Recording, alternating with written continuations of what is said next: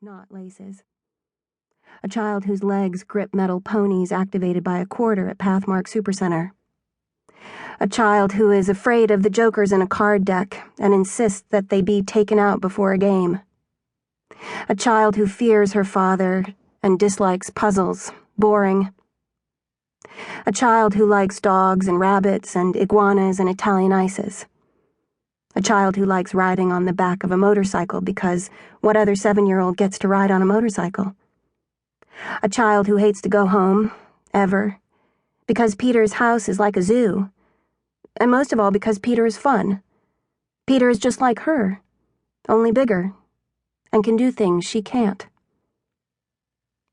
Perhaps he knew that human cells regenerate every 7 years, that after each of these cycles, a different person rises up from the old nest of atoms.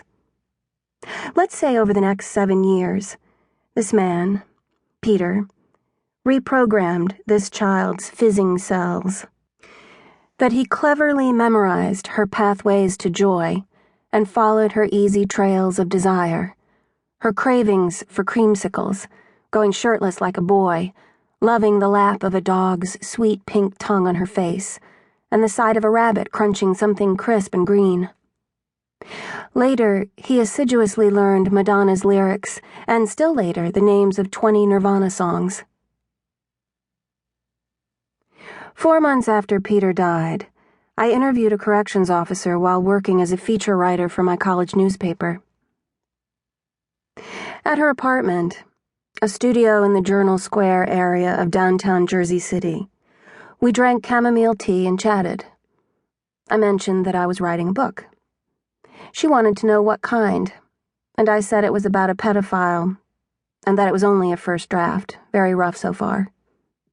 I asked her if she knew any pedophiles in her line of work. Pedophiles? Sure. They're the nicest inmates. Nice? Sure. Nice, polite, don't cause any trouble, always call you miss, always say no ma'am, yes ma'am. Something in her calmness compelled me to talk. I was reading that pedophiles rationalize what they do by thinking of it as consensual, even if they use coercion. That particular fact, something I'd seen in my abnormal psychology textbook, shocked me by how perfectly it fit Peter's thinking. My next insight, though, wasn't gleaned from a book, but I pretended it was. I also read that spending time with a pedophile can be like a drug high. There was this girl who said it's as if the pedophile lives in a fantastic kind of reality, and that fantasticness infects everything. Kind of like their children themselves, only full of the knowledge that children don't have. Their imaginations are stronger than kids, and they can build realities that small kids would never be able to dream up. They can make the child's world ecstatic, somehow.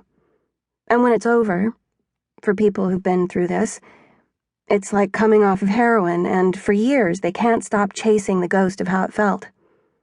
One girl said that it's like the earth is scorched and the grass won't grow back, and the ground looks black and barren, but inside it's still burning. How sad, said Olivia, and she looked like she meant it. After an awkward pause, the conversation shifted to other types of inmates and the general experience of working in a prison. During our talk, I began to feel nauseated, as though my surroundings, the warm kitchen that had felt so inviting at first, had become menacing. My perceptions were always devastatingly acute, a side effect of years of very little social contact with the world outside of the one I'd shared with Peter. In Olivia's kitchen that day, I felt as though something in me was at a high pitch, as if the world were turned up and roaring at me.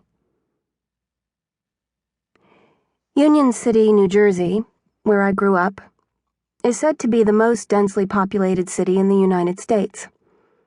You can't get a real feel for it just from descriptions of the stale, stiff, buttered breakfast rolls and paper espresso containers the size of doll teacups, or the long, doughy sweet churros, just as you can't get a feel for Manhattan by simply mentioning the shish kebab stand by the Port Authority bus terminal, or the Strand bookstore with its 18 miles of books, or the skateboarders at Washington Square Park. You might try to envision the pigeons and bars.